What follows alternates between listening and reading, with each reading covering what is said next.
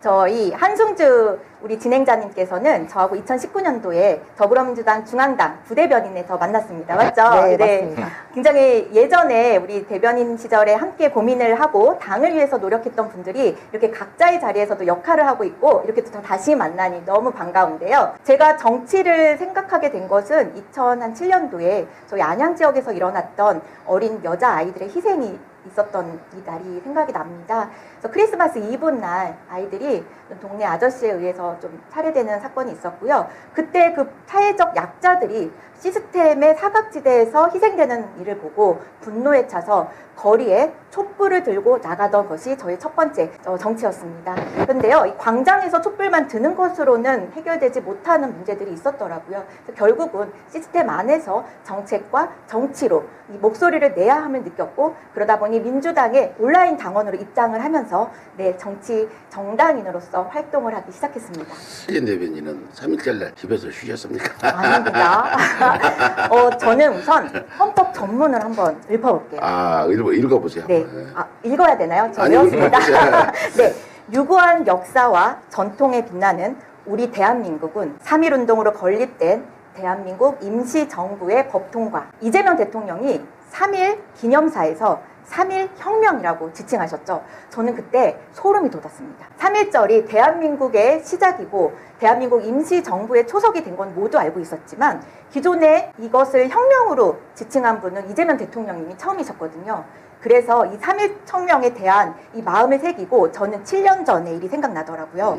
제가 7년 전에 3.1절 100주년 때 안양에 있는 청소년들과 함께 임시정부를 다녀온 적이 있습니다. 상해부터 충진까지 임시정부 로드를 다녀왔는데요. 우리 청소년들이 우리 김구 선생님과 독립운동가 분들의 그 험난한 일정과 그 험난한 여정을 함께 걸으면서 굉장히 많이 성장하는 모습을 보았습니다. 우리 미래 세대들이요, 이 3.1 혁명에 대해서 정말 느끼고 경험할 수 있는 것들, 이런 것이 학교 안에서만 일어나는 것이 아니라 학교 밖에서도 좀 이루어졌으면 좋겠다라는 생각을 한 하루가 되었습니다. 예, 두 분께 직설적으로 묻겠습니다. 뭐 하셨습니까? 윤석열 정부와 이 내란 정국에서 뭘 하셨는지 우리 먼저 서혜진 대변인부터 얘기 좀 해주세요. 제가 이날 안양에서는요, 안양 의왕 분포의 민주당 국회의원분들과 시민사회 단체가 검찰 개혁에 대해서 토론을 하던 날이었습니다. 그날이요? 네, 12월 3일 날. 12월 3일 안양에서 이 대한민국의 국민들은 검찰 개혁하자, 이런 토론을 하고 있었는데 이 잠이나 자지 왜 나와갖고 윤석열이는 불법 계엄을 정말 황당했죠. 10시 30분에 계엄 터졌을 때요, 저희는 검찰 개혁에 대한 뜨거운 토론을 하고 난 직후였기 때문에 이 국회로 달려가지 않을 수가 없었습니다. 그래서 너도 나도 국회로 달려갔고요. 우선 저는 국회에 출입할 수 있는 사람은 아니고 경기도당 당원 대변인이다 보니까요, 우선은 차를 KBS 본관 앞에 주차를 해놓고 국회 정문에서 좀 최대한 같이 있는 분들과 무언가 좀 내가 정확하게 경험하지는 않았지만 있을 수 있는 일에 대해 대비를 해야겠다라는 생각을 좀 하게 된 그 날이 생각이 납니다. 물론 이제 당연히 윤석열 탄핵될 때까지 아스팔트에서 뜨겁게 또 거리에서 시민들과 함께 하셨을 거라고 생각이 됩니다. 혹시 특히 좀 잊을 수 없는 순간이 있으셨을지, 또는 앞으로 우리 내란 청산을 위해 이것만큼은 좀 꼭 시민들과 함께 신경 쓰고 싶다 하신 게 있는지 듣고 싶습니다. 서혜진 대변인님도 뭐 기억에 남는 장면 있으신지? 저는 윤석열 불법 계엄 때문에 망했습니다. 왜? 제가 대학원을 다니고 있었거든요. 논문만 쓰면 대학원 졸업하고 지방선거 때 석사 졸업을 가지고 나오려고 했는데 이 윤석열 불법 계엄 터지는 바람에 논문을 못 썼습니다. 적하게 공감합니다. 그래서 수료입니다. 정말 한 학기 논문만 쓰면 되는데. 논문을 파면 집회에 열심히 나오느라고. 논문도 쓸 시간이 없었다. 정말 열심히 하셨네요. 인증이 떡술 정도의 향은 받아야 받는 조희대가 대법원장이기 때문에 우리가 법원 판사들을, 또 이관진 같은 이진관인가요? 그 훌륭한 판사도 계시는데 믿을 수가 없는데, 두 분 이번 항소심 어떻게 보고 계십니까? 저는 지금 앞으로 2심 재판보다도 전 첫 번째 직연 때 판결 났던 무기징역이요? 말도 안 되는 형 아닙니까? 저는 사형이 답이라고 생각했습니다. 그때 당시에 초범이고 고령이고 계엄이 실패했다가 감형 사유라고 하던데요. 그러면은 모든 범죄자에게 적용돼야 될 이 내용이 지금 윤석열에게만 적용되고 그 내란을 같이 일으켰던 그 모든 공범자들에게 이렇게 판결을 내린 부분, 저는 우리 초심 박은종 대표님 말씀하신 것처럼 직위원의 문제도 맞지만 이 부분이 자신은 반복되지 않도록 이번에 뭐 또 다른 재판을 준비하고 있는 재판부에서는 반드시 국민의 눈높이에 맞는 판결을 내려야 된다라고 생각합니다. 예, 이재명 대통령 코스피 5천 약속 솔직히 좀 여러분 두 분 믿었습니까? 후회하고 있어요. 주식을 할 줄 몰라서 안 샀는데 네. 주변에 주식으로 지금 좀 즐거워하는 분들이 많이 계시는데요. 뭐 축구 중에도 있겠지요. 네, 얘기 많이 듣고 있습니다. 그래서 이 이재명 대통령이 지금 1,400만 개미들의 영웅이라고 말씀들 하고 계시잖아요. 이 코스피가 계속 올라가고 5천 넘고 6천까지 정말 더 올라갈 거라는 이야기가 지금 있었어요. 그 지금 미국과 이란의 전쟁 때문에 좀 변수가 있는 부분은 좀 안타까운 일이긴 한데 지금 코스피의 이런 상승세가 지금 우리 대한민국의 경제를 움직이고 자본을 움직이고 있다라고 보고 있기 때문에요. 사실 저는 굉장히 주식을 하진 않지만 내심 주식이 계속 활성화되고 이 금융 경제가 다시 활성화되는 시기가 왔으면 좋겠다라는 생각을 했습니다. 네, 저도 이제 굉장히 어쨌든 이게 불가능한 지수 뭐 이렇게 선언을 했었는데 이제 진짜 현실이 돼버렸어요. 넘어섰죠, 훨씬. 그러다 보니까 뭐 이거는 이재명 정부의 성과가 아니다. 뭐 일부 반도체 대기업들이 노력한 결과다. 근데 거기에 무슨 정부가 숟가락 얹는다. 약간 이런 식으로 또 포장을 하고 있거든요. 이 주장이 틀렸다. 이 근거에 대해서 확실히 정리 좀 해주시겠습니까? 얼마 만에 변화인지 아세요? 이거 한 5년 대통령 했을 때 나와야 되는 성과들 아닌가요?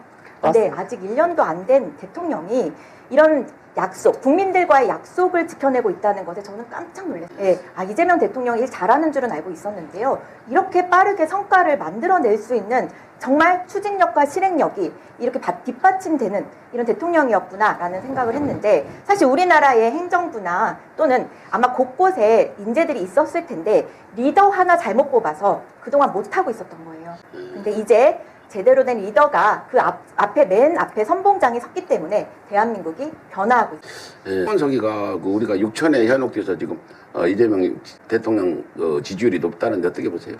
저는 사랑의 회초리요.